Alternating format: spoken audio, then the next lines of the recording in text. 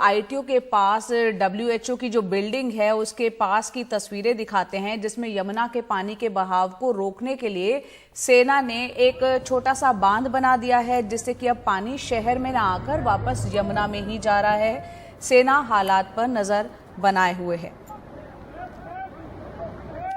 Ravish Ranjan Shukla ITO पर ही मौजूद है, जहां पर ये पानी निकालने के लिए सेना उतरी और बांध बनाने की कोशिशें देखने को इस वक्त तस्वीरों में दिख रही है।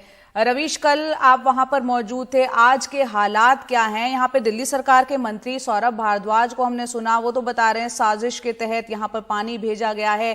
क्या दिल्ली सरकार की व्यवस्था, ड्रेनेज की और तमाम व्यवस्थाएं पहले से दुरुस्त थी क्या?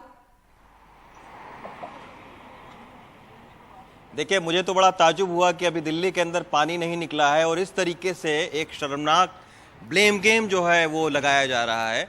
सबसे पहली प्राथमिकता ये होनी चाहिए कि दिल्ली के जो निचले इलाके हैं, यमुना विहार का इलाका है, पूरा डूबा हुआ है, अभी भी पानी निकला हुआ है, लेकिन लोगों की मुश्किलें नहीं खत्म हुई हैं। पीने के पानी के तमाम सारी जगहों पर दिक्कतें हो रही हैं। साफ सफाई एक बड़ा इशू बनने वाला है। तो ऐसे में उन तैयारियों को करने के बजाय अगर इस तरीके से आप आरोप प्रत्यारोप लगा देंगे, कल को तो ये कह देंगे कि उत्तराखंड में बारिश क्यों हुई, दिल्ली में बाढ़ आ गई, तो इसका कोई अंत नहीं है। इससे बचना चाहिए। मेरी तो सलाह सौरभ भारद्वाज को यही है। अब ताज़ा तस्वीर मैं आपको दिखाता हूँ। ये बैराज है, यमुना नदी पे आईटीओ का बैराज है और यहाँ पर बीते 2 दिनों से लगातार आप देखिए इंडियन नेवी के लोग, आर्मी के लोग, पीडब्ल्यूडी के लोग रात दिन यहाँ पर लगे हुए हैं। हरियाणा सरकार के जो इंजीनियर हैं, क्योंकि ये जो बैराज है इसके मेंटेनेंस का जिम्मा जो है वो हरियाणा सरकार के पास है। ये जो बैराज आप देख रहे हैं ये तकरीबन 50 साल पुराना बैराज है और इसमें 32 गेट लगे हुए हैं। 32 गेट में से 5 गेट बंद हो गए थे, चूंकि गाद काफ़ी जमी हुई थी, उसके वजह से 5 गेट जो है वो खुल नहीं रहे थे। अब एक गेट को जो है वो खोला गया है, उससे गाद हटाया गया है और 4 गेट को खोलने की प्रक्रिया अभी देखिए चल रही है। ये 4 गेट बंद होने से होता क्या है जया, कि ये जो आप देखिए ये इधर पानी जो है ना ये निकल नहीं रहा है। इन 4 गेट से जो यमुना के बाहर का जो रिवर बेड की जो जगह है, यहाँ पर जो बाढ़ का पानी भरा हुआ है वो उतनी तेजी के साथ में निकल नहीं रहा है। अगर ये 4 गेट और खुल जाए तो ये बहुत तेजी के साथ में निकल सकती है। लेकिन इंडियन नेवी के लोग हैं यहाँ पर, हम उनसे भी बात करने की कोशिश करते हैं क्योंकि इनके पास एक तकनीकी सलाह है। सर, एक्सक्यूज मी सर, एक छोटा सा बस यही सवाल है। आप लोग तो 2 दिनों से लगातार यहाँ पर लगे हुए हैं गेट खोलने के लिए। 4 गेट को और खोलने में सर कितना वक्त लग रहा है, क्या दिक्कतें आ रही हैं?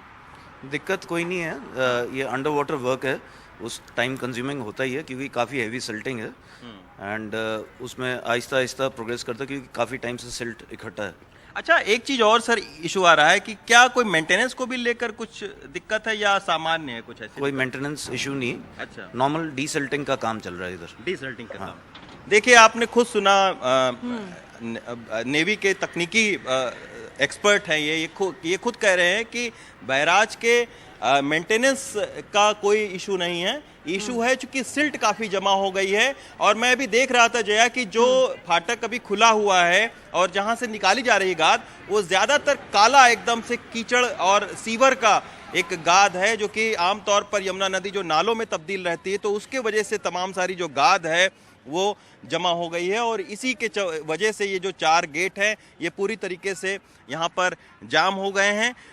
आईटीओ की अगर हम बात करें तो कल हमने देखा कि ड्रेनेज 12 जो कि यमुना नदी का ही पानी जो है वो दिल्ली के अंदर दाखिल हो रहा था ड्रेनेज 12 से, उस पर भी सेना के लोग, पीडब्ल्यूडी के लोगों ने मिलके अब उस पर एक बांध बना दिया है। अब जो है वो यमुना का पानी अंदर दिल्ली के नहीं दाखिल हो रहा है, आईटीओ के अंदर नहीं जा रहा है, लेकिन अभी भी आईटीओ पर तकरीबन 1 से 1.5 फीट पानी जो है भरा हुआ है। वो ट्रैफिक को बंद कर दिया गया है अभी भी आईटीओ पर। और ये पहला मौका है, मुझे याद आता है, मैं पिछले 16 साल से रिपोर्टिंग कर रहा हूँ, ये पहला मौका है जब आईटीओ पर इस तरीके से पानी भरा है। रवीश, यहाँ समस्या एक और खड़ी यहाँ पर जो आने वाले वक्त में हो सकती है चुनौती, कि ये पानी 2-3 दिन से खड़ा हुआ है। खड़े हुए पानी में कई तरह की जो बीमारियां होने के खतरा रहता है। ऐसे में क्योंकि हमने मुकुंदपुर की घटना देखी, वहां बच्चे नहा रहे थे बाढ़ के पानी में, 3 बच्चों की मौत हो गई, तो ये एक गंभीर समस्या है खड़े हुए पानी की। तो ऐसे आने वाले वक्त में जो बीमारियां इससे पैदा हो सकती है उसके लिए भी क्या दिल्ली सरकार तैयार है या फिर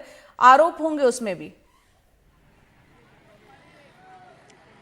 बिल्कुल जया, ये वक्त यही है। ये वक्त है कि पॉलिटिकल बयानबाजी करने के बजाय ये वक्त है कि नगर निगम, दिल्ली सरकार, एनडीएमसी जो है, जो दूसरी एजेंसियां हैं, उनके साथ में मिलकर, केंद्र सरकार के हेल्थ डिपार्टमेंट से मिलकर और इकट्ठा होकर सड़कों पर, जमीन पर काम करने का है, ना कि जो है वो इस तरीके के बयान देने का है।